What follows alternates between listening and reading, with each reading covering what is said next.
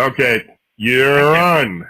Well, my name's Ron Johnson, and I am the director a little bit about learning English, general strengths, and strategies. I'm sorry, I'm adjusting my camera because I seem to be disappearing there. And what I've done is I've just taken the word English and used it as an acronym, and then thought of some adjectives and nouns to describe what it takes to learn English, or to learn any language, I suppose. And as I'm thinking about it, I thought, you know what, we need most of these, or all of these, as teachers as well. So it should work either way. And the first is E for energy and enthusiasm. I couldn't decide on just one E word here. And I have a picture of the sun coming through representing energy. But it takes a lot of energy to learn a language. And I noticed some other teachers talking about students with dyslexia and with other learning challenges. It's the same thing. I mean, it takes a lot more energy if you're dealing with any kind of challenge, which frankly, I think almost all learners, including myself, have some kind of weakness or some kind of challenge. But learning a language takes a lot of energy because you're often translating into your own language and back into the language that you're learning. So enthusiasm is also important, which is why I included it here. So if you can keep your enthusiasm up, then the energy drain won't be quite so difficult for you to cope with. Then I'm moving on to N for no fear. So don't be shy. One of the mistakes I made when I was learning a language, I learned French and I studied Spanish for a little while. And the problem I always had was I'm too shy, I'm too quiet, and I didn't jump in. I didn't make the mistakes that I needed to make in order to learn more quickly. And I've also taught a lot of students ESL or EFL, and I've noticed that the students who are very sociable and very eager to talk, no matter what their skill level at that moment, they learn so much quicker because they're not afraid of making mistakes.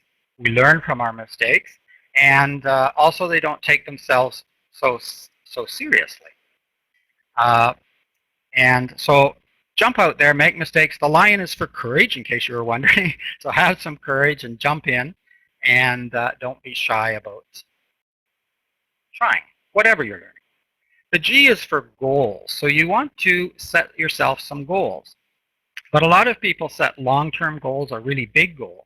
But you want to start small and create an aim for achievable goals. And I know some speakers have already talked a little bit about this. And the reason for that is if you have a list of small goals that you can reach, then you can sort of check them off as you're making them. And it makes you feel motivated. It makes you want to continue because you've actually accomplished them. Whereas a longer term goal, you might get frustrated. You might, it's taking too long to reach, and you might give up or get frustrated before you get to those goals. So having some smaller goals is important. I'm sorry, I keep looking away. I'm watching my time a little bit here. I know I get a warning, but I'm not set up in my usual place, so everything is a little bit different here. So having those goals and being able to reach those goals makes you feel motivated. But you also need to love learning. So that's the L that I've put here. Get excited over small triumphs.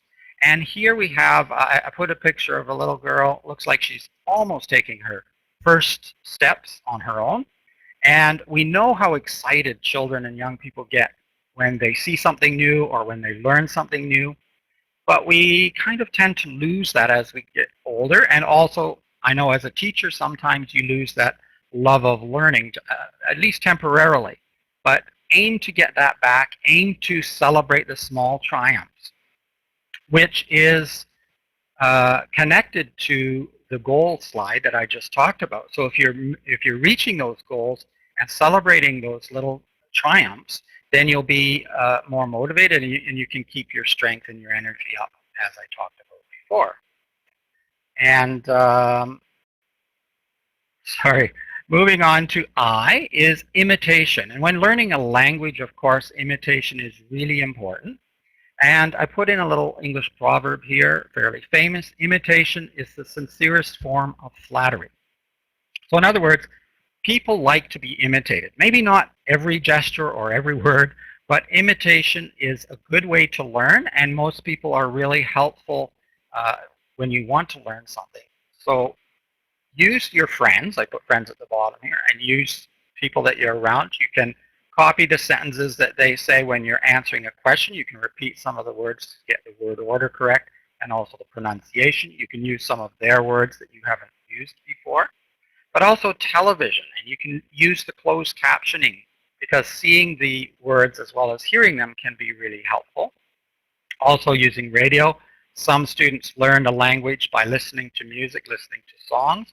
It wouldn't work for me very well because frankly, I can't even understand the lyrics in English unless I see them. I'm more of a visual learner, but it works for some people. And then you have webcasts and YouTube and lots of other internet sources that you can use as well. So, and imitate them, copy them, practice them over and over, and that will help you when you're learning the language. Then I put S, which is a little bit strange, so I need to explain this one for seed.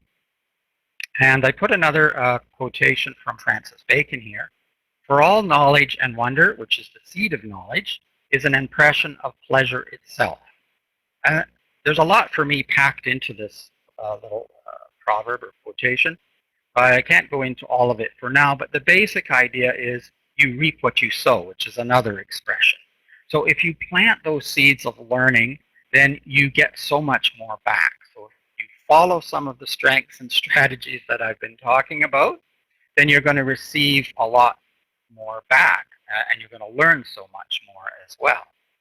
And I like the idea of knowledge and wonder being the seed of knowledge. That just works for me and is an impression of pleasure itself, because I think learning is pleasure itself. I think we gain a lot when we start learning. Sometimes we have to jump in because we're a little bit nervous or we feel we're not interested, but I think if you jump in and get started, then it always becomes a pleasure to learn. And I'm up to H, and this is help. So seek other learners and those that can help you reach your goals. And this is really important, again, for someone a little bit like me who's a little bit shy, not always outgoing or as sociable as you could be. It's good to seek that help from other people. And it could be others who are learning the same language as you, because they've already faced some of the challenges and mistakes that you're likely to face, so they can be helpful. Or it could be a native speaker, of course. Talking about English, a native speaker of English, because they'll have some skills that someone who's just learning not. But someone who's just learning often has grammar skills and knowledge that a native English speaker might not necessarily have, because they just learned from birth basically the language. They don't always know the technical terms, or they don't always know how to explain. It just is what it is. So it's good to have a combination of native speakers and people who are learning just as you to help you along the way. So I hope I haven't gone too quickly. I have a couple more slides left. I'm a bit nervous because of all these changes, and I want to fit everything in. So here we have English. The E was for energy and enthusiasm. Keep your strength up and keep learning. No fear, be courageous and jump out there. Set some small goals as well as longer-term goals. The small ones will get you motivated to reach those longer goals.